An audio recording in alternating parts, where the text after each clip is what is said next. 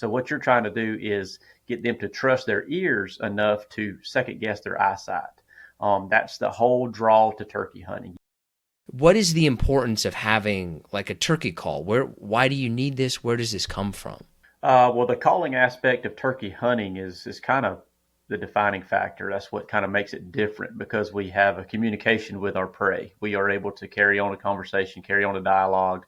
And what we're essentially trying to do is enter their flock, convince them that we are one of the flock. So, like when you're doing the call, you're not just like, "Hey, turkeys, come here." Like you're going back and forth with them. It's like any other conversation, like the one that we're having here now. I mean, they have a whole vocabulary. I mean, you can get excited, you could do subtle stuff. It's no different than saying, "Hey, how you doing, Nick?" And "Hey, Nick, how's it going?" Like you just learn over time how to the dialects and the different the excitement levels and what to say. I mean, they have a couple off the top, like the most standard turkey sound is a yelp. It's what everything else is kind of developed around and kind of builds off of. You have cutting, which is a very excited sound, which typically means aggression or excitement of some level. You have purring, which can be a contented call, which is what they do when they're just kind of subtle talk because, like you would do if you were, in your office chatting with a coworker while you were, doing something else. But that same purring sound can also get aggressive because that's what they do when they're fighting. It's almost like when you're fighting and you're grunting and growling and whatever. Um, Could you give us an example of like those what the calls sound like?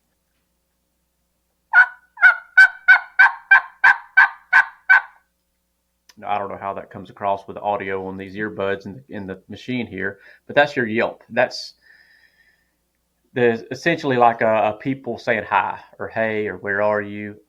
You can take that to so many different levels. It could be a curiosity deal. It could be a demanding deal.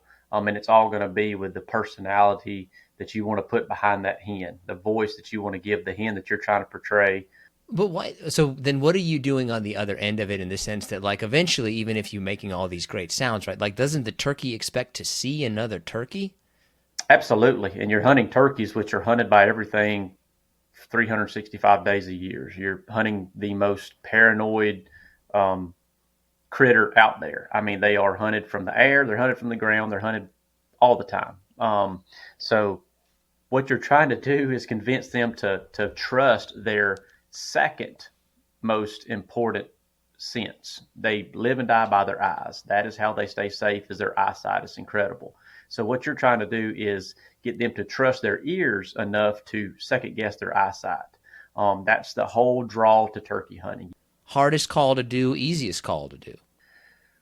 That's all going to be it's going to be up to the individual. But the most difficult call for most people is kind of like a cluck and purr. It takes a fluttering of the tongue or a gargling of the throat on a mouth call that causes that little bubbly sound, and that's typically harder for people to accomplish. The easiest call, it's the easiest and the hardest, and I'll explain what I mean by that. A yelp is probably this one that people start off with. Typically, they'll pick up a box call or a pot call, and they can mimic that call well enough easier.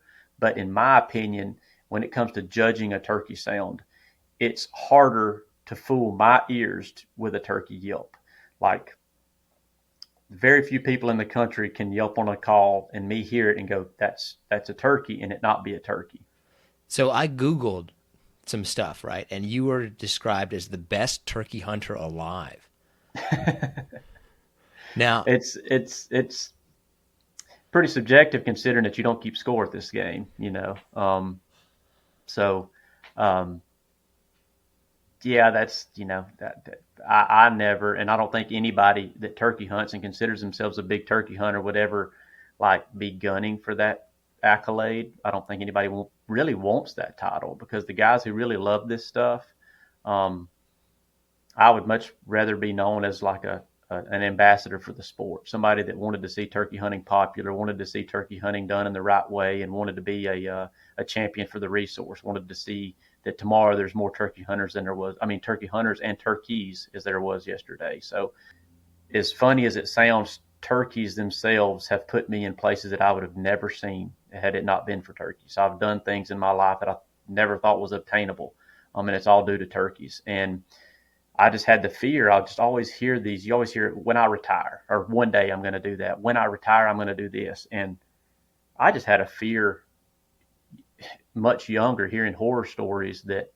man, you don't ever know if that day is going to come. So I've always looked at, man, if it was possible, then I was going to try to obtain it.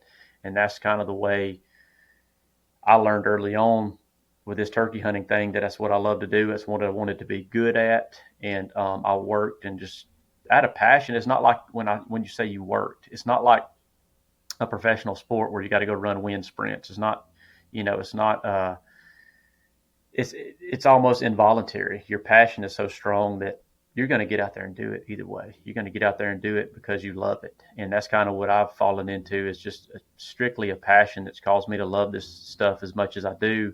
And it's, like I said, it's provided me with so much that I just think, man, if there's somebody that never is exposed to this, this could potentially have such a profound effect on them as it did me. But if they're never exposed to it, how would they ever know? So that's why I thought it was a really good idea to start making it available for folks, putting out content that they could find and see how it had affected me and how more fulfilled I am as a person in life just because of wild turkeys and wild things, wild places, and getting to go. I've traveled to all 49 states that have a huntable turkey population. I've hunted turkeys in all 49 states.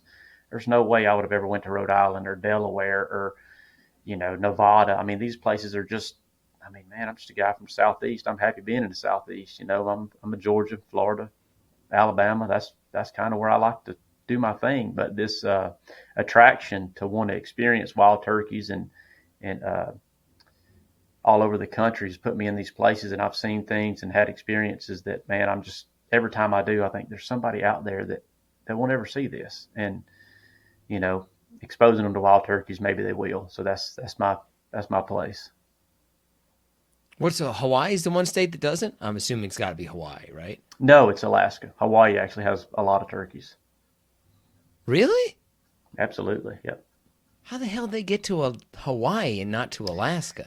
They don't Alaska, turkeys function on a photo period, like the length of day. That's how they know when it's time to breed. That's how they know when it's not. There's the length of day. And if you aware, Alaska has a point of time where it's daylight all the time and dark all the time. So turkeys can't deal with that. They function off the photo periods. Hawaii's actually got a ton of turkeys because they don't have any natural predators like we do in the continental U.S.